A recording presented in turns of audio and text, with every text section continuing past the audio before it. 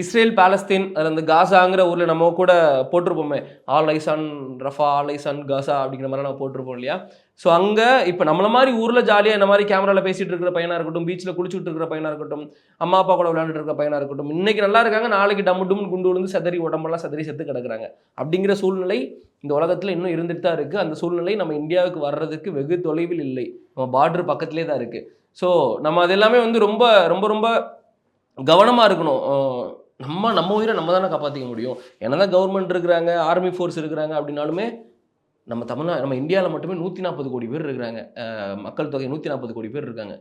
நம்மள 140 கோடி மக்கள் தொகையை பாதுகாக்கிறதுக்கு ஆர்மி ஆர்மி மெம்பர்ஸாக இருக்கட்டும், இல்லைன்னா போலீஸாக இருக்கட்டும், அதெல்லாம் பார்த்தோம்னா லேக்ஸ் சம்திங் அந்த மாதிரி தான் இருப்பாங்க. அப்படி யோசிச்சு பார்க்கும்போது நம்ம தான் வந்து தற்காத்து கொள்ளணும்.